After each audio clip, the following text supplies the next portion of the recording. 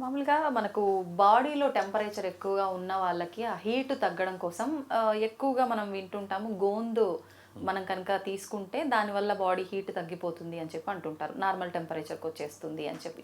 అంటే ఇదేదో ఫీవర్ వచ్చిన వాళ్ళకి అలా కాకుండా బాడీ టెంపరేచర్ వేడి ఒక రకంగా చెప్పాలని అంటూ ఉంటారు. ఇప్పుడు ఎలాగో మనకు సమ్మర్ ప్రారంభం అయిపోయింది, ఇలా బాడీ వేడి ఉన్న వాళ్ళకి ఈ సమ్మర్లో ఇంకా చాలా కష్టం అయిపోతుంది. బయట టెంపరేచరు, బాడీలో టెంపరేచర్ ఓవర్ హీట్ అయిపోయి చాలా ప్రాబ్లమ్స్ మనం చవి చూడాల్సి వస్తుంది. అయితే అలాంటి వాళ్ళకి మనం ప్రత్యేకించి ఈ గోందుని ఎలా వాడొచ్చు, ఎంత క్వాంటిటీలో వాడొచ్చు, దాని గురించి. ఇది మీరు అంటే గోంద అనేటప్పటికి తుమ్మబంక దగ్గరికి వెళ్తారు చాలా మంది.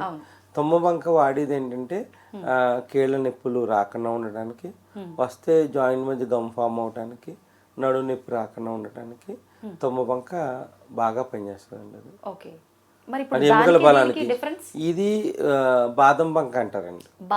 బాదం బంక అంటారు వాడుక భాషలో. బాదం బంక అంటే ఆయుర్వేద దుకాణాల్లో దొరుకుతుందండి బాదం బంక. ఇది ఇది దీన్ని ఏంటంటే కటోరిక గోంద అని కూడా ఇప్పుడు వాడుక భాషలో వాడతారు. కటోరిక గోంద అంటారు.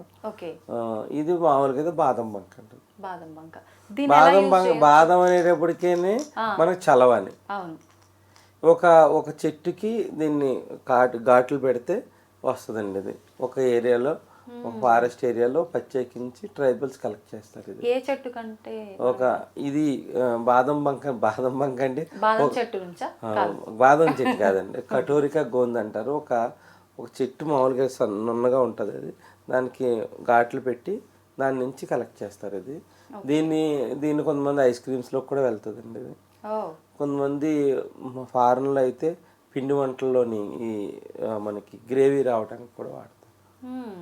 ఏంటి యూజ్ ఏంటంటే బాడీలో ఓవర్ హీట్ ఫార్మేషన్ రానివ్వదండి. అంటే ఇంటెస్టైన్స్లో మనకి పేగుల్లో వేడి రాకుండా ఉండి పొట్టను కూడా బాగా క్లీన్ చేస్తుంది. అంటే ముందుగానే వాడితే రాకుండా ఉంటది. మరి ఒకవేళ వచ్చిన వాళ్ళు ఏమీ లేదండి. ఇది సమానంగా పటిక బెల్లం లేదంటే ఇంట్లో కొంతమంది పంచదార యాడ్ చేసి, పటిక బెల్లం దొరికితేనే ఆయుర్వేద పరంగా పటిక బెల్లమే మంచిది. నవ్వుతూ అంటారు, మిశ్రీ అంటారు, ఇవి అంటారు. ఇది 2 క్రిస్టల్స్ తీసుకోవాలి, గ్లాస్ వాటర్ తీసుకోవాలి. 2 క్రిస్టల్స్ తీసుకోవాలి. ఎంతవరకు నీళ్ళు వేసుకోవాలి.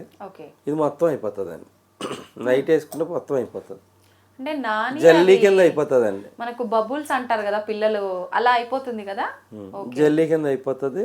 చాలా మంది ఏంటంటే పల్చటి మజ్జిగ తీసుకుంటారు. మజ్జిగ తీసుకుని దాంట్లో జీలకర్ర కొంచెం ఉప్పు వేసుకుని ఇచ్చేసుకుని తాగుతారు. కంప్లీట్ అది మొత్తం వేసేసుకోవాలి.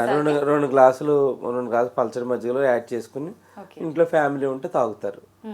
దీనివల్ల ఏంటంటే సమ్మర్లోని మనం బైక్ మీద డ్రైవ్ చేసిన వాళ్ళు రెగ్జిన్ ఉంటాయి కదండి, దానివల్ల హీట్ ఫార్మేషన్ వల్ల ఫైల్స్ కంప్లైంట్ అవి వస్తూ ఉంటాయి. అవి రాకుండా కూడా ఈ బాదం బంక ప్రివెంట్ చేస్తుంది. ఇది రెగ్యులర్ గా తీసుకోవచ్చండి. సమ్మర్లో తీసుకోవచ్చు. సమ్మర్లో తీసుకుంటే జలుబు ఏం చేయదు. మామూలు టైంలో అయితే కొంచెం జలుబు చేస్తుంది. అంటే సైనస్ ఇట్లాంటి ప్రాబ్లం ఉన్న ఆ ప్రాబ్లం ఉన్న వాళ్ళు ఏంటంటే తగ్గించి వాడుకోవాలండి. క్వాంటిటీ తగ్గించి ఒకటి తీసుకొచ్చి ఇది వాడటం వల్ల ఏమవుతుందంటే ఈ జల్లీగా ఉండటం వల్ల ఏంటంటే బాడీలో మొత్తం వెంటనే కూలింగ్ ఏజెంట్ కింద పనిచేస్తుంది. దీన్ని ననారి షర్బత్ అంటారు. అది సుగంధి పాలు అంటారు. సుగంధి పాలలో ఏం చేస్తారంటే సుగంధి పాల షర్బత్లో ఇది నైట్ నానబెట్టేసి కొంతమందిని ఫ్రీజర్లో పెట్టుకుంటారు. సైడ్ ఫ్రీజర్లో పెట్టుకుని ఇది యాడ్ చేస్తారు. మధ్యాహ్నం భోజనం అయిపోయిన తర్వాత 3-3:30 టైంలో ఏం చేస్తారంటే ఇది కొంచెం ననారి షర్బత్ తీసుకుని తాగుతారు. తాగితే ఇది ఐస్ క్యూబ్స్లా ఉంటుంది. తాగుతుంది. ఇది మంచి డ్రింక్ కూడా, మీకు వెంటనే కూలింగ్ అవుతుంది.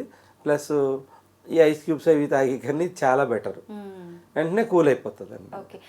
దీనివల్ల ఏమవుతుంది అంటే మనకి బాడీలో ఓవర్ హీట్ ఫార్మేషన్ అవ్వటం వల్ల కూడా ఎముకలు పెలిసి వారుతాయి. ఎక్కువ హీట్ ఫార్మేషన్ అయినా కూడా ఎముకలు పెలిసి వారకన్నా కూడా ఆపే గుణం దీనికి ఉన్నది. చాలామంది ఫారిన్ కంట్రీస్లో కూడా ఇది ఒక ఎముకల యొక్క లూబ్రికేషన్ బాగా ప్రొటెక్ట్ చేయడానికి కూడా వాడతారండి.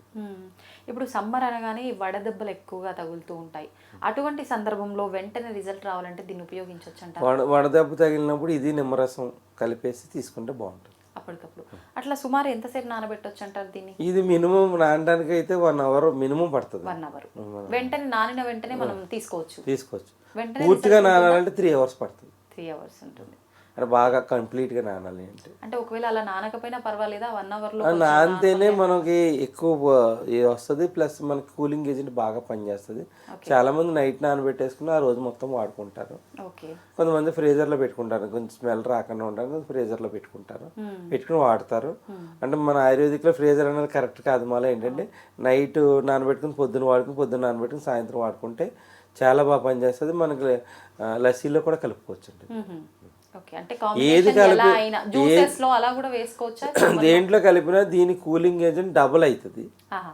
ఈ ఐస్ క్యూబ్స్ అవన్నీ కలుపుకునే కన్నా చాలా మంచిది, ఎముకలకు కూడా చాలా బలాన్ని చేకూరుస్తుంది. ఇవి ప్రివెంటివ్ పైల్స్ కింద కూడా పనిచేస్తుంది అండి ఇది. ఓకే. అంటే ఓవర్ హీట్ వల్లనే ప్లస్ దీని ఫైబర్ వలన కాన్స్టిపేషన్ కూడా ఉండదు. ఓ, అంటే చిన్న పిల్లల్లో ఇలాంటి ఇబ్బంది, ముసలి వాళ్ళలో కాన్స్టిపేషన్ ఇబ్బంది కాన్స్టిపేషన్ కూడా మనం క్లియర్ చేయడానికి కూడా ఇది ఒక్కొక్క కండిషన్లో మనం వాడతామండి ఇది. ఓకే. ఇంకా మనం సమ్మర్ ఎలాగో వచ్చేసింది కాబట్టి వేడి చేయకుండా ఉండడానికి, ఎక్కువ దాహంగా ఉంటుంది అని చెప్పి లిక్విడ్స్ ఎక్కువ తీసుకుంటూ ఉంటారు, జ్యూసెస్ అలాంటివి.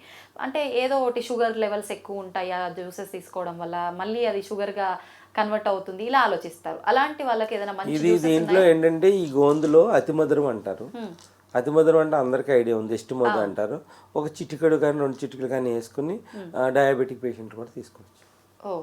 అలా స్వీట్ ఉంటుంది, ప్లస్ ములేటీ అంటారు.